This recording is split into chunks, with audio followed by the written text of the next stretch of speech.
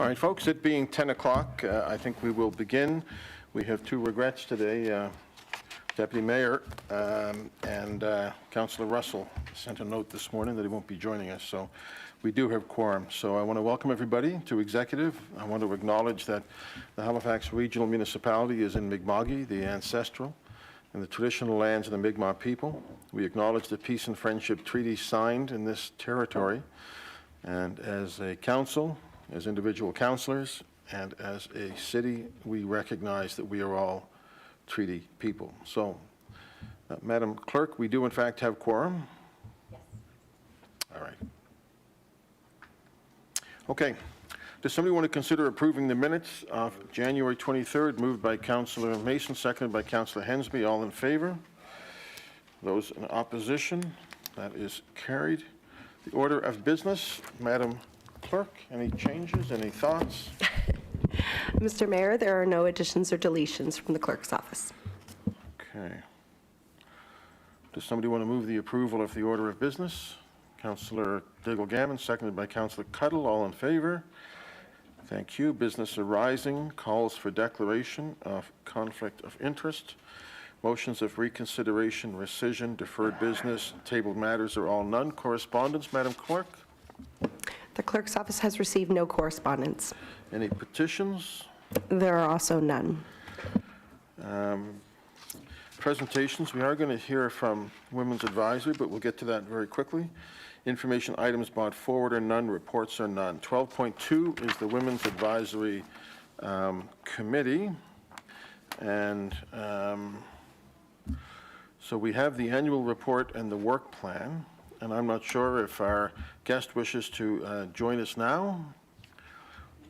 Yeah, why don't you come forward and just thank you for taking the time to be with us. And we will recognize you. Press the button, if you would, there, that's on the screen, on the thing. It'll turn green, then red. And once it's red, you're good to go. Good morning. Good morning, Mayor Savage and council members. I want to first say thank you to you for allowing us the time to talk to you a little bit about what we've done over the past year. So I'm about to present to you a kind of a high-level overview of our 2022 annual report. I'm going to talk about a couple of things. One, I would just really like to acknowledge the people, the women on the committee that really are the, the energy and the intelligence behind all the actions that we take. And then I'm just going to go through some of our priorities and some of the things that we did over the past year. With a couple of exceptions, we met monthly and we met virtually with the exception of November. One of the benefits for us of meeting virtually, of course, is that our meetings are then videotaped and we can go back and refer to the presentations that we've received, as can you. These are the current committee members in front of you, a list there. I'll just give you a minute to look at those who are the women who currently are on the committee. And these are the women that were on the committee for a big part of 2022. Essentially, the new members came on in the fall. So the work that I'm talking to you about was done to a large extent by the former committee members. So as we are mandated as an advisory committee to the Executive Standing Committee of Council, and we're a fairly new committee, I determined that probably one of the best approaches would be to take a kind of proactive approach and decide what issues are important to women in the HRM. So each member of the committee was given the opportunity to talk about issues that they think impact and are important to the women in the HRM. And from that list, we identified 3 priorities for action. And once we identified these priorities, we then solicited presentations from community members, from staff members, and from the HRM staff. And once we had heard these issues, heard these presentations, and had become a bit more informed, we then made some recommendations to you folks. And as a result of this brainstorming and thinking about issues, for 2022, we identified 3 priorities. One was housing security for women, the other health, safety, wellness, and quality of life facing women in the HRM, with a particular emphasis on marginalized women. and we saw our role as reviewing current HRM policies with a gender-based analysis. Given the housing situation in Halifax, it's not surprising that watch members like you and like many people in our community are deeply concerned about housing affordability and availability. And so housing security was selected as our #1 priority, as it was for the 2021 year as well. By November 2021, we had heard several presentations on housing, and the kind of final presentation we heard in that year, which it kind of flows into our 2022 year, was from Sherry Lecker with the ADSOM Home for Women and Children.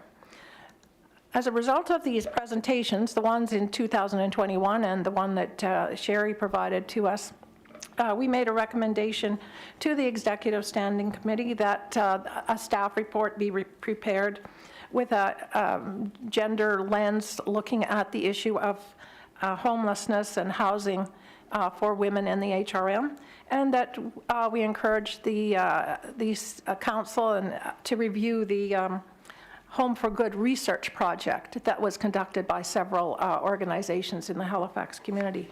So we were very pleased, of course, then that the Executive Standing Committee accepted our recommendation. And I just want to say, you've accepted many of our recommendations, and for that we're appreciative. With regard to the issue of health and wellness of women, we picked 5 priority areas. One was the climate emergency, the other human trafficking, third was basic income, fourth was AIDS, and then the safety of Asian and Muslim women and non-binary people in the HRM was of concern to us. So during 2022, and this is a busy slide, so I'll just sort of hit on the people that we heard from, but we heard from a number of community organizations on these topics.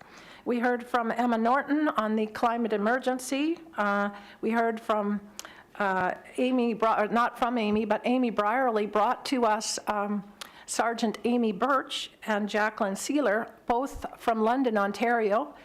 Amy Birch is a police officer and Jacqueline is a program worker with street level women at risk, and so they described to us their initiatives on that program. We heard from Heidi Marshall and Charlene Gagnon from the YWCA about human trafficking. We heard from our own committee member, Dr. Jackie Gahagan, about World AIDS Day, and she reminded us that AIDS is still a major problem in our world. And we also heard from Mandy K. Rainingbird about basic income and its impact on women. So those were the community members, and we also heard from, we solicited presentations from committee members and HRM staff, and we're delighted that we were able to hear from, just a minute, I'm a little ahead of myself. Sorry, I got ahead of myself. I'm hearing from Way Mason, and we heard from Cheryl Gopaj Gehu. My apologies to her for the pronunciation of her name. And I'm a little bit confused there. So let me just find my place in my papers here. So with regard to the climate emergency, we made a recommendation to the city, to the Executive Standing Committee, that you fully fund Halifax and that you consider the impact of climate emergency on women. And we were delighted that the Executive Standing Committee accepted our recommendations there.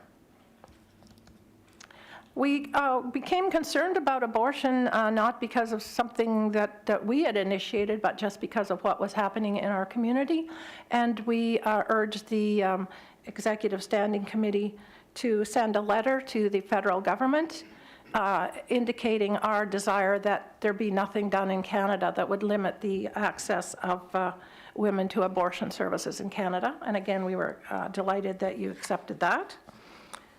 And with regard to basic income, you folks were ahead of us. The City Council was ahead of us on this, and so we just sent a letter to you to indicate our support for what you had done on that matter.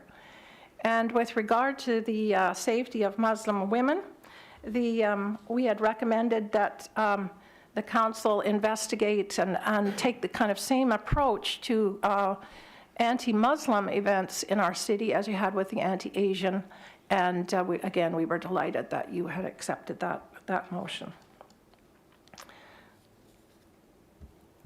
So with regard to the third priority, we had presentations from community members and from the HRM staff. The third priority having to do with the review of city policies with regard to gender.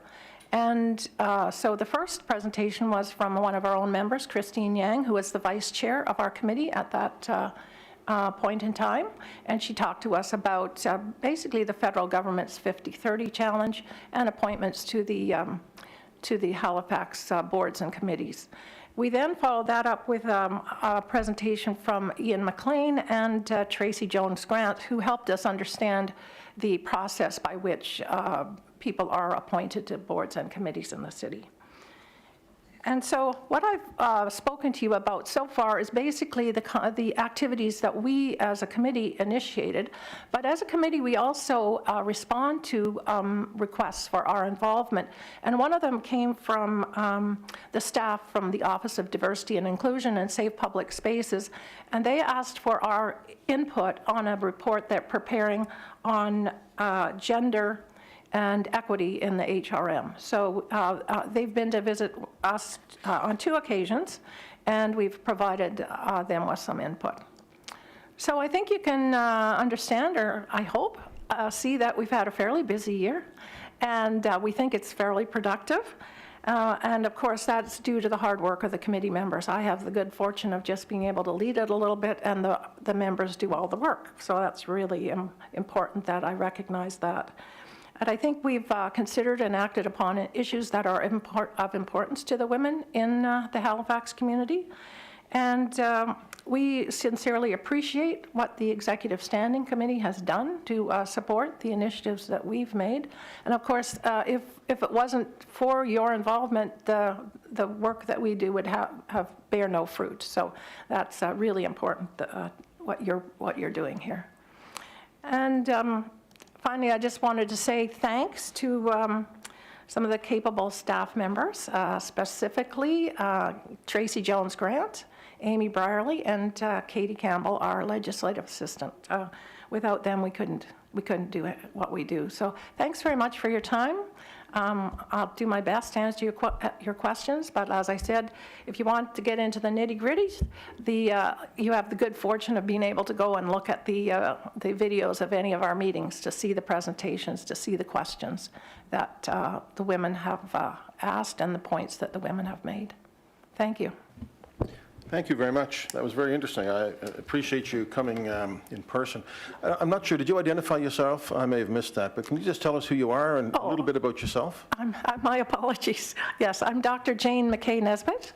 I'm a retired person who enjoys the benefits of living in this great city. And I've worked it's not been my career working on women's issues. I've worked in the financial services industry. I've been an academic. I've worked for government, and my whole career I focused on women's issues through my volunteer work or through the particular tasks that I did. So I'm very privileged to have been able to be involved in this committee and work with these energetic, intelligent women. That's fabulous. And you know, when I look at the report, there's a lot of things that come back to me that, yes, you have come to this committee and then through us to council on things like Halifax and the basic income, number of different things. So I congratulate you on the work that your committee is doing. And before I go to Councillor Cuddle, who may have a question as well, I just wonder what could we do better as a committee and as council to support the work you're doing? It sounds like you're pleased that it's coming to us and we're acting on your request, but is there some things that we can do as a committee to be more supportive of the work that your people are doing and taking the time to do on our behalf? Well, thanks. That's a great question. one of the things I think that as the committee's work evolves and people become aware that we exist, I certainly would encourage you to come to the committee to ask us about any policies that you are thinking of addressing, and to try to, whenever possible, take that gender-based analysis and take a look at the policies through a gendered lens. And we can help you do that.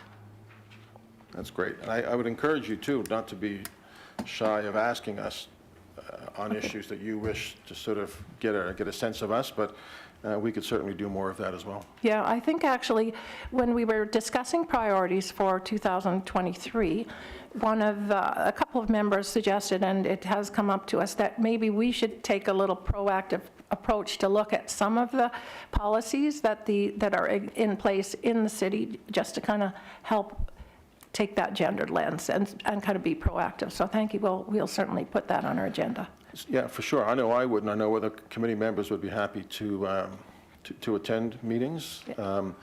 We have two relatively new advisory committees, the Women's Advisory and also the Youth Advisory. We want to make sure that we're not, that we are taking full advantage of the expertise people like yourself and your committee members have. Councillor Cuttle. Thank you very much, Mr. Mayor, and thank you so much. It was Dr. McCain-Nesbitt. Did I get that right? Yeah. That's fantastic, and it's very useful. At least I found this presentation very useful to really understand the work that you're doing and the issues that you're focusing on, and so many of them are relevant. My background's in urban and rural planning, and safety for women in the city has always been a subject that I've had great interest in how we create, spaces and build a city to be inclusive and safe for everybody. So I think this work that you're doing is so important. A couple of things I'm particularly interested in about the housing and the homelessness. And I represent Spryfield. I have a large population that would, be considered low income in housing that, a spectrum of low income housing that ranges from very well managed to terribly, awfully, horribly managed. And one of the concerns that I have, almost on a daily basis, is about hearing from women with children who are either underhoused, meaning that they're living in homes that are maybe a one-bedroom home with 4 kids, living in unsafe conditions in homes, and that there's no security on the buildings, and you might have other illegal activities going on. So a real concern around safety. And the other thing was about women who are in homes that are dealing with, they would be M200 issues, but really understanding the impact of that on them as working women with children, and that, no fault of their own, but because of the circumstances they're in, they end up getting their homes fumigated every month. And, you have the fumigators come in, which means the woman will have to take a day off work, which she doesn't get compensated for. Means that she has to do all her laundry and has to take her laundry externally. The burden, like the daily burden that underhoused women and inappropriate accommodations have on particularly single mothers with kids. And so I don't know if those conversations around the precariously housed or people who are in inadequate housing or underhousing, like if those are discussions that you have at your table, and be very willing to help participate in discussion that revolves around those subjects, looking at our policy reviews, and even like building apartments. We're building a lot of small apartments, a lot of one-bedroom and studio apartments. When I look at the housing mix that we're building in this city, I don't see a lot of affordable or family housing coming down the line. And even if it's not affordable today, that will be our affordable housing in the future. And so if we're not building it now, I worry about the future stock of it. So I'd be totally pleased to come and work with the committee around those subjects. The other things that I was interested in was elections. Do you talk at all about participation in the electoral process, or how to support more women running for office, particularly municipal office? And as we're yet again approaching another municipal election, I was just wondering if those are discussions that you have. And also the safety audit of urban and community landscapes. I see that you worked with Amy Brierly. Yeah, I'd be interested in knowing a bit more about that. Sorry, I just laid a whole bunch of questions on you. It's like, we're trained to do that here at council. It's like, got to squeeze everything in the 5 minutes in case you don't come back. So sorry about that, but I'm really enthusiastic about the work that you're doing. Just before you answer that, Doctor, I'm going to get Councillor Cuttle to just put the recommendation on the floor. If you would, there isn't a recommendation in the report, but there is on the agenda for both 12.2.1 and 12.2.2. Maybe you could put the one on for 12.2.1. Do you have it in front of you? Yeah, absolutely. Got it here. So I move that the Executive Standing Committee accept the report dated February 15th, 2023. Seconded by Councillor Daigle-Gammon. All right. I don't need another 5 minutes, but thank you. Any thoughts you have? Well, first, I'd just like to say thank you for your offer to come and talk with us more about housing and housing insecurity for women. It's a topic we've talked about now for a long time. It's just a struggle for us to actually try to figure out what role, what we can actually do to try to influence that, and we'll continue to work at that and to bring forward to Executive Standing Council things that you can address as an Executive Standing Committee, because our role is to advise you on that. With regard to women and supporting women in elections, that's another topic that has come up this year as a possible priority, and we will be looking at ways that we might be able to support that, again, through Executive Standing Council. And the same is true of safety. Amy Brierly attends every meeting that we have, and she plays a very critical role in keeping us informed, and us, I believe, keeping her informed. I think it's a kind of an iterative process there, so.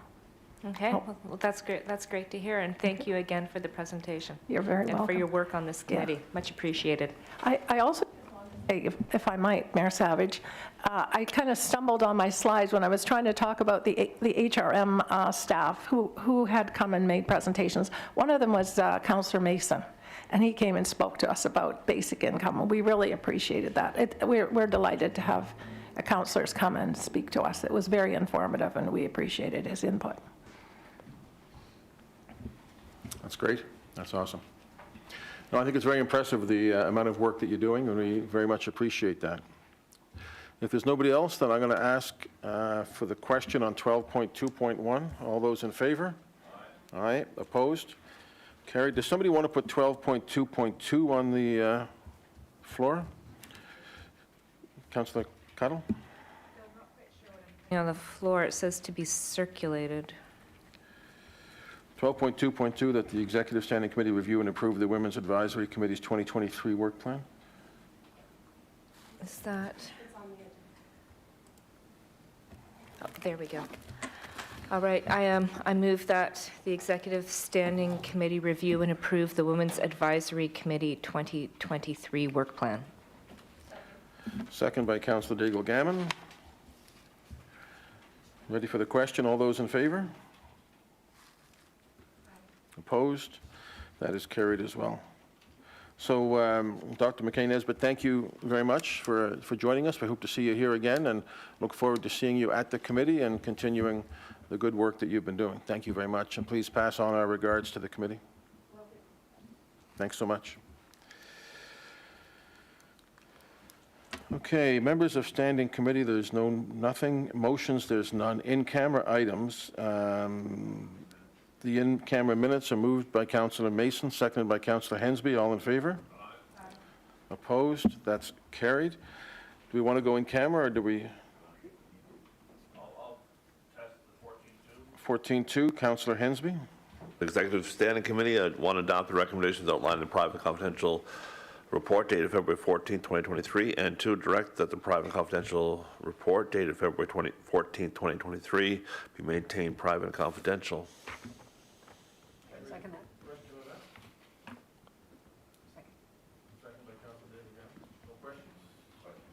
All those in favor? All right, all those in favor? Opposed? 14.3, Councillor Mason. Thank you, Mayor. I move that the Executive Standing Committee, one, adopt the recommendations as outlined in the private confidential staff report dated February 22nd, 2023, and two, direct that the private and confidential staff report dated February 22nd, 2023 be maintained private and confidential. Second by Councillor Daigle-Gammon. All those in favor? Those opposed? That is carried. There's no added items. Notices of motion. Public participation. Mr. McLean? Any speakers? Anybody wishing to speak? Anybody wishing to speak? Is there anybody here who wishes to speak? Thank you. The next meeting is March 27th. I'm going to give you back the rest of your morning. We are adjourned. Thank you. Thank you.